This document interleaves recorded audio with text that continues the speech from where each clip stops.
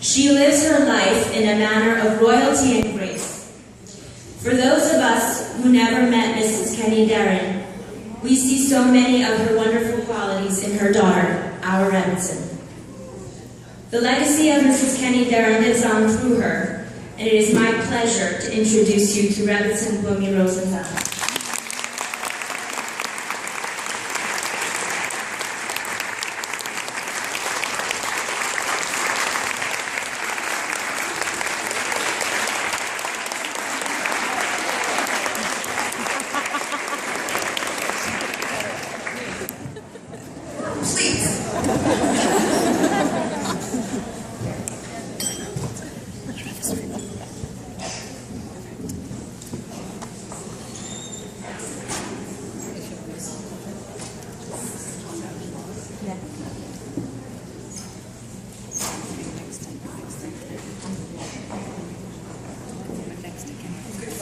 That's my mother, Mrs. Posner.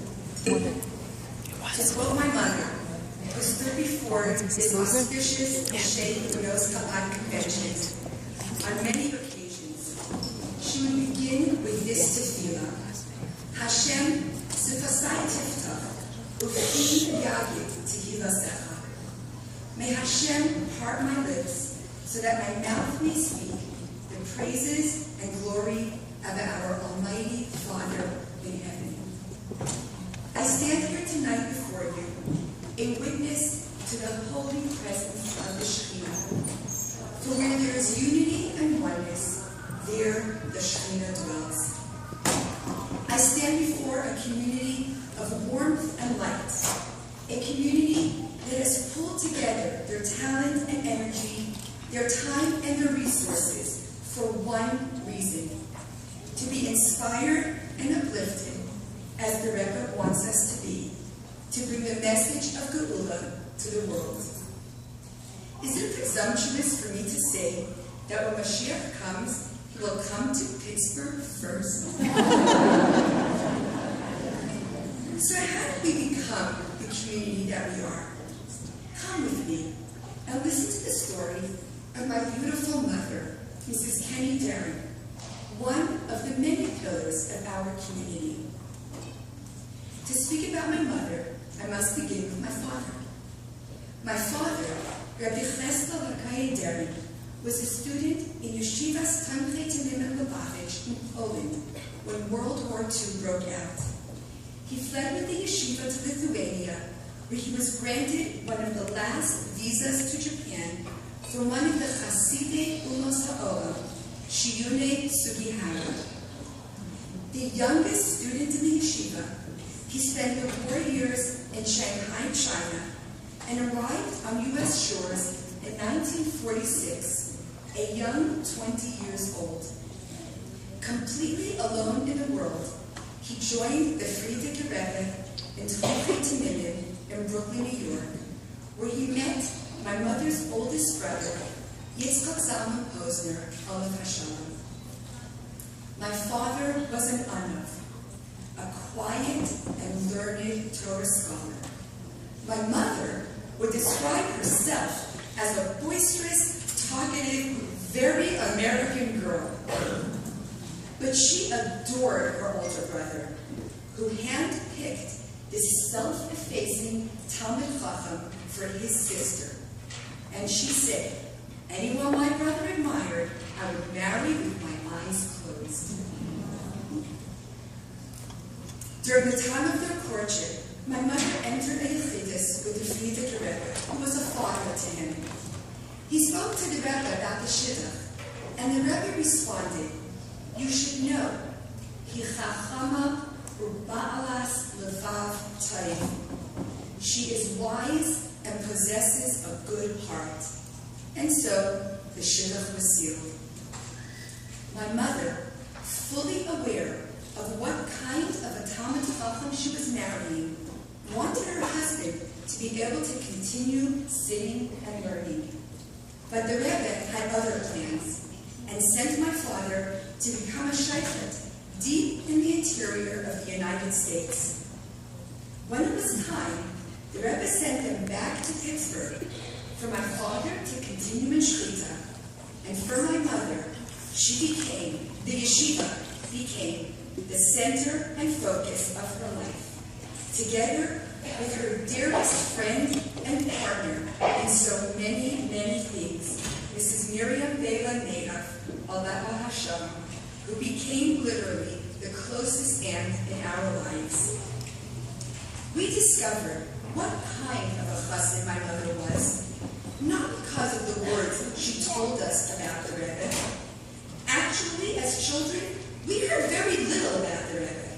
The stories we heard were about the Rebbe's chassidim, because when she looked at her child, she wasn't trying to raise a Rebbe. She was trying to raise a chassid. We learned what a chassid was, not from the words she spoke, but from the life we saw her live. A good friend of mine once asked my mother, "How did you raise your children to be like that?" And my mother answered her, "I don't know, Rach, I ignored them." My friend came to me rather incredulously and said, "Honey, your mother told me that she ignored you growing up. Is that true?" I looked at her, not quite understanding. I never felt ignored. But when I thought about it, I realized what my mother meant. We grew up knowing that we were not the center of the universe, not even my parents' universe. We were loved and cared for in every way, but life was never just about us. Life revolved around helping others. Life revolved around being the Rebbe's chassid. Fast forward to my wedding day, the day when every bride feels like a queen. She is a queen. It is her day. She's fussed over and watched over and never left alone. On my wedding day, after the chuppah, when every chassan and kala spends about an hour keeping hundreds of wedding guests waiting while they take their portraits, my parents escorted bride and groom to a waiting car. We were driven around the corner from this Lubavitch Center to the home of my mother's friend who had undergone surgery and was unable to come to the wedding. No problem. My mother brought the wedding to her. And there we were. It was actually a bit cold and dark, walking up the stairs to her home, wedding finery and all. We knocked on the door, and Mrs. Balsam answered it. I will never forget her words when she saw us. After wishing us Mazel Tov, she said, "No queen has ever been accorded such an honor as you have given to me." To my mother, this was matter of fact. Yes, it's your day to do for others. Step into the light. That's why you're here. And with this powerful message, she set us in motion for married life. At one time or another, we all experience events that are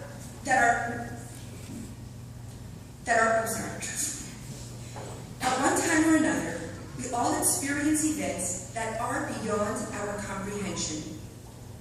Events that can leave us feeling hopeless, cynical, or even bitter. My mother did not have an easy life.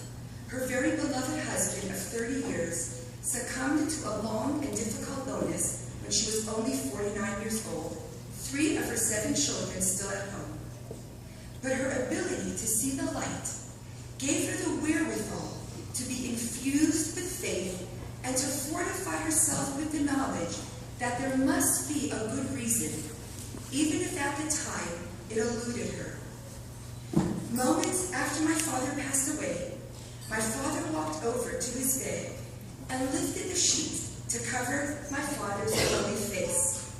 And then, well aware that the soul of her beloved husband was ascending to the heavens, where he would be greeted by his parents and the Frierdiker Rebbe who had blessed their shidduch, she leaned over to him and called out his name. Yecheskel, geh gleich zu dem Rebbe. Go straight to the Rebbe and tell him thank you. Tell him thank you for 30 beautiful years. At the darkest time of her life, my mother stepped into the light. She never ever thought about what she lacked. Till her last day, she was profoundly grateful for what she did have. Long before her time, at a way too young age, my mother was diagnosed with a dreaded disease. Even during those advanced stages, she was, for all those around her, the quintessential teacher. Though she lost her ability to verbally express herself, to be in her presence was to be in the light, in the presence of royalty. One Shabbos morning, while the men were in shul, I was in the kitchen standing at the counter, cutting vegetables for a salad. My mother walked over to where I was and stood at my side watching me. After a moment, she motioned with her finger, tracing me from head to toe, and she said, "You're beautiful." I don't know why, at that moment, I was not feeling deserving of that compliment from my mother. I put the knife down, turned towards her, wrapped my arms around her, and said, "No, Ma, you're beautiful." I didn't expect an answer, but she looked up at me with her soft and radiant smile and said, "So we're both beautiful." My mother had it right. My mother lived in the light. She saw the beauty of every soul, a pure and holy spark of godliness. She lived her life to bring out that beauty in others, ultimately illuminating her surroundings. To quote some of the many students who wrote to us during the Shiva of my mother, Mrs. Darrow was a marvelous listener. She knit her eyebrows and focused intently when our 9th grade selves had something to say. We watched her offer exactly the same thoughtful attention to important community members and teachers. She treated us with dignity and her expectations were high. There we were, 11th graders with big plans to sit with our best friends on the bus to New York for Yud Shvat. But a quick nod from her and whispered instructions to sit with a girl who had no best friend. Well, that was it. Because she counted on us, we couldn't bear to let her down. Another student? I once went to your mother's office to tell on myself, since I'd done something wrong and couldn't bear the thought of her thinking well of me if I didn't deserve it. She listened, put her hands on my shoulders, and said, "Hanna, let everybody else say whatever they want. Hold your head up high, stand tall, and just keep doing what's right, because you're so much better than that. Try. It'll work." I did exactly what she said. I picked up my head and focused on the MS she taught me to value. And 27 years later, I'm still at it. And from one more, Mrs. Darren was my mother. She taught me Bereshit and she taught me Vayikra. She taught me that Torah learning was for women and could be done with tremendous skill. She taught me that leadership was for women and could be done with grace. And she taught me that learning and leadership went hand in hand with love and devotion to Hashem, family, and community. I have spent a great deal of my life since those early formative years trying to live those lessons.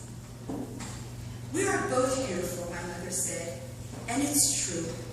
As Jewish women, we all have this special gift to reveal the beauty and the goodness of the world around us, which will ultimately lead to the day when Mala ha'aretz deya es Hashem kamayim layam echasim, when the light of Hashem will fill the world as the waters cover the ocean.